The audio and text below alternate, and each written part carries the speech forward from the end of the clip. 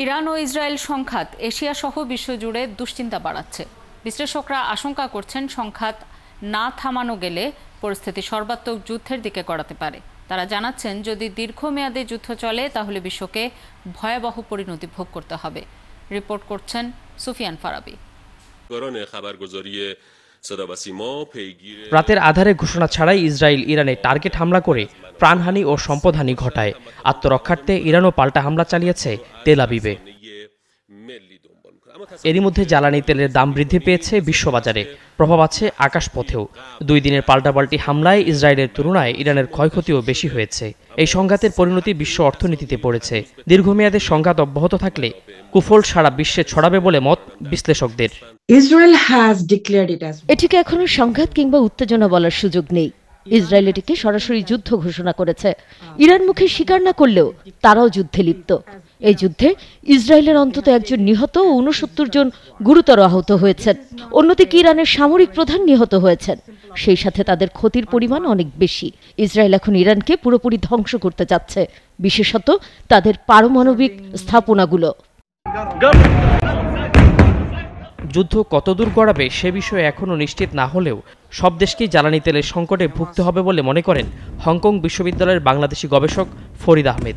Well supply আমি যেটি বলবো সেটি হলো যে আমরা জানি যেটি হলো যে সিবর্ন ট্রেডেড ওয়েলের 35%, 34% আপনার গ্লোবাল ওয়েল যে সাপ্লাই সেটি কিন্তু আপনার এই হরমুজ প্রণালীর মাধ্যমে হয়ে থাকে, মধ্য দিয়ে হয়ে থাকে।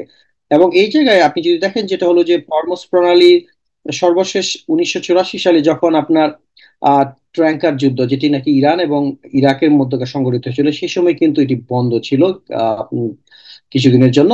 এবং তখন কিন্তু বিশ্ব বাজারে তেলের যে দাম সেটি কিন্তু অস্বাভাবিক পর্যায়ে চলে গিয়েছিল, এবং সেটি কিন্তু এইবার হওয়ার সমূহ সম্ভাবনা রয়েছে। ধনী দেশগুলোর তুলনায় দরিদ্র দেশের সংঘাতের পরিণতি ভয়াবহ হয়। সেক্ষেত্রে দক্ষিণ ও মধ্য এশিয়ার নাজুক অর্থনীতির দেশগুলোতে ক্ষতির মাত্রা বেশি বলে অভিমত বিশ্লেষকদের। যুদ্ধের কারণে শ্রীলঙ্কা 3 ভাবে ক্ষতিগ্রস্ত হবে। আমাদের কিছু প্রবাসী আছেন যারা ইসরায়েলে কাজ করেন, তাদের নিরাপত্তা নিয়ে আমাদের ঝুঁকি আছে। সম্ভবত আমরা রেমিটেন্স আগের মতো পাবো না। অন্যদিকে ইরানের সঙ্গে আমাদের তেল আমদানির সম্পর্ক, তেলের দাম বৃদ্ধি পেলে আমাদের অর্থনীতি ক্ষতিগ্রস্ত হবে। আমরা ইসরায়েলে চা রপ্তানি করে থাকি, এদিক থেকেও আমরা যুদ্ধের কারণে ক্ষতিগ্রস্ত হব।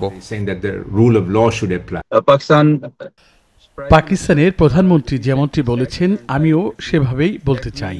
আমরা গতকালও কোনো যুদ্ধ চাইনি, আজও কোনো যুদ্ধ চাই না, এবং পাকিস্তানের সরকার ও মানুষ আগামীকালও যুদ্ধ চায় না। আমরা বিশ্বের শান্তি এবং প্রগতি দেখতে চাই। এই সংঘাতের কারণে বাংলাদেশে প্রভাব পড়বে না বলে জানান গবেষক অধ্যাপক আব্দুর রহিম। ইসরায়েল ইরান যুদ্ধের কারণে তেলের দাম যদি আজকে বেড়ে যায়, ধরুন কথার কথা আজকে বেড়ে যায় বা আগামীকাল বেড়ে যায়, তাহলে এটার প্রভাব কিন্তু সাথে সাথে বাংলাদেশে পড়ার কথা নয়। কারণ আমরা কালকেই বা আজকেই তেল আমদানি করছি না, আমরা অনেক আগেই তেল আমদানি করে আমরা মজুদ রেখেছি, সরকার মজুদ রেখেছে। তো কিন্তু যুদ্ধের লাগার সাথে সাথে দেখা যায় কোনো একটা বাংলাদেশের বাইরে 1000 মাইল দূরে কোনো একটা ঘটনা ঘটলে সেটাকে পুঁজি করে, সেটাকে অজুহাত হিসেবে দাঁড় করিয়ে আমাদের অসাধু ব্যবসায়ীরা কিন্তু সেটা মুনাফা লুটার একটা চেষ্টা করে যায় তারা, এবং সেটা সবসময় করেই যাচ্ছে। দীর্ঘমেয়াদী যুদ্ধ চললে বাংলাদেশের অর্থনীতিতে বিরূপ প্রভাব পড়ার আশঙ্কা আছে বলেও মত বিশ্লেষকদের।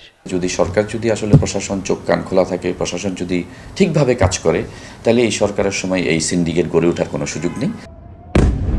সুফিয়ান ফারাবি, 71, ঢাকা।